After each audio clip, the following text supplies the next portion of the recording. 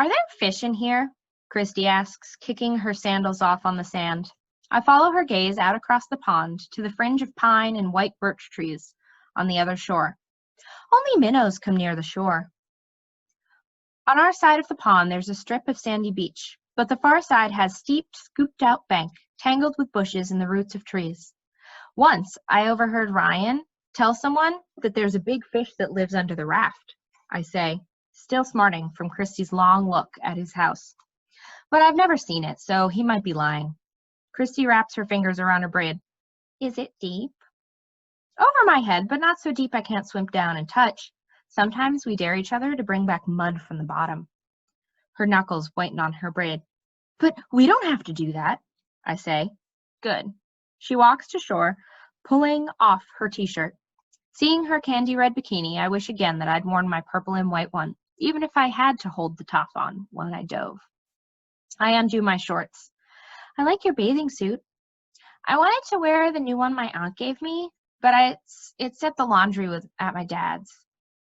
Christy points her foot, skimming the water with her toes. Standing in the pond, my ankles crooked, cut by the water's surface. My ankles look crooked, cut by the water's surface. Excuse me. I study the waterline's ripple of distortion, wanting to capture it in my sketchbook. That's the bad part of living in two places, Christy shudders, stepping into the pond with me. I never have what I need at the right house, and Mom doesn't get it. This morning she just kept saying, just wear another bathing suit, like it didn't matter. Watching her adjust the straps on her bikini top, I want to tell her that I know how it feels to be split down the middle too. Pulled between the regular world of school and friends and David's world where none of the same things matter, and how I don't belong completely in either world. But I remember, when someone is upset, it's not a good time to bring up your own problems. Christy takes a step further into the water. I hate this bathing suit. The straps are always falling down. I'm in the water to my knees. I know what you mean. The top of my favorite bikini doesn't fit perfectly, and it slides. It's never shown anything, but Christy smiles. I had a bathing suit like that once. It drove me crazy. Stepping deeper, the cold tingles my thighs. I rub the goosebumps on my arms. It's always chilly at first, but you'll get used to it, I promise. Catherine, I'm sorry about the other day with the gum. I turn, but she's not looking at me. Chin down, Christy skims her fingers across the surface of the water. David doesn't get jokes sometimes, I say. The water feels warmer on my legs, and I take another step. Ryan didn't mean to upset him. He told me so. He didn't mean to upset you, I think. The tiny waves created from Christy's hands move in the water, making a freezing tickle in my stomach. He said, the bottom gets gooey here, I say to change the subject. If you dive now, you don't have to feel it. Plunging forward, my chest and shoulders scream with the shock of the cold.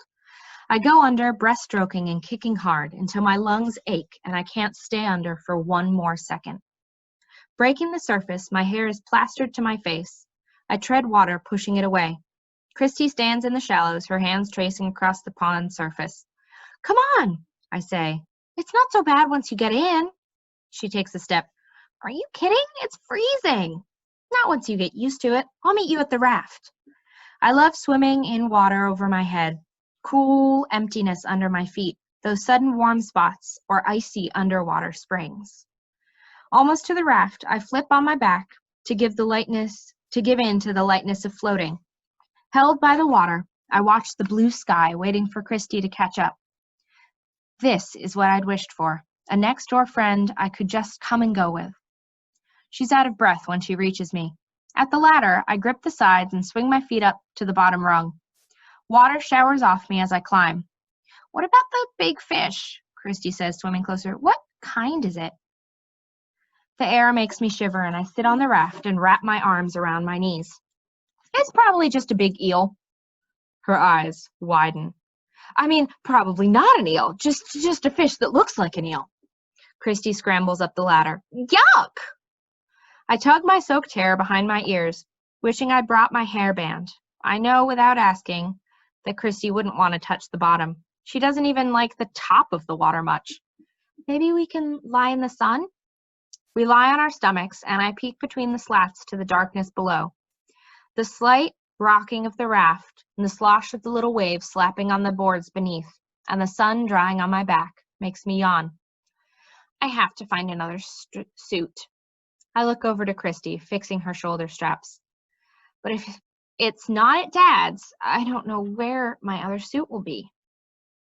She lays her chin on her arm.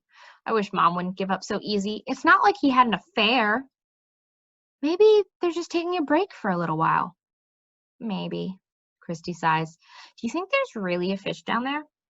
The sadness in her voice makes me want to give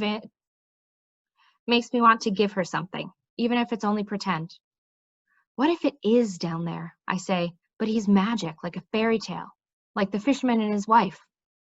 Christy squeezes the end of her braid and drops the water falling off the tip, beating onto the raft.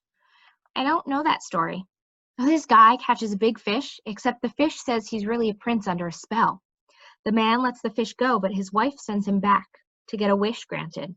I'd scream if a fish started talking to me. Me too. But what would you wish?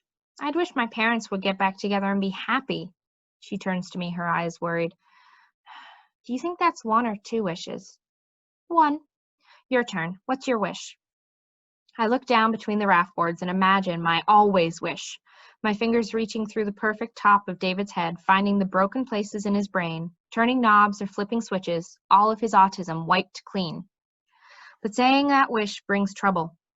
All people have a place, my 3rd grade teacher said firmly when I drew a pretend older brother in the My Family picture to be put in the hallway for the open house. I tried to tell her it was still David, but I wanted him to be able to play with me. And since I was fixing things, I made him older so he could stick up for me. But I had to draw the picture over and visit the guidance counselor instead of going to music. Why isn't it in fairy tales? Why is it in fairy tales that wishes always backfire? I ask. If you want to change the subject, confuse the other person by going off on a wild, chatty detour. Like in The Fisherman and His Wife, I continue. The fisherman keeps wanting bigger things, and by the end of the story, hey, a voice calls, Chris. I sit up so quickly I scrape my knees on the raft. Ryan waves, standing on the sand at the shore. Behind him, his bike rests propped against the tree. Christy waves back, hi. I hope she yells at him to go home, but she says, come on, Catherine, then does a running dive, heading for shore. I let her swim ahead of me, and I do the breaststroke, dipping my face in and out of the water so that I don't have to see Ryan standing on the shore waiting for us. At the shore, I cross my arms over my stomach and walk to my shorts and towel.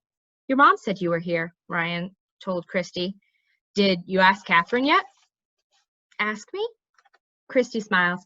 Catherine, you know the community center is holding a dance on Saturday? I nod. Well, they asked me to help decorate, Christy said, and I was hoping I could help you decorate, I say, grabbing my towel off the sand. I'm good at making posters. Actually, I was hoping you'd like to go. Christy glances at Ryan. Me and Ryan and you and somebody? It'll be so much fun. Please say yes. I wrap the towel around me tight as I can. I don't know anyone to ask. Ask Jason, Christy says, the boy you drew. This is your chance to ask him out. I open my mouth, but Ryan's smirk makes me close it. But that's not the reason I don't tell. I don't dance. I slide my feet into my flip-flops. I'll teach you, Christy says. My dad works late a lot, so I don't think I could get a ride. My mom can drop us off and pick us up. On the walk home, Christy has an answer for every one of my can'ts. She'll even loan me clothes and do my hair. Ask him, she says.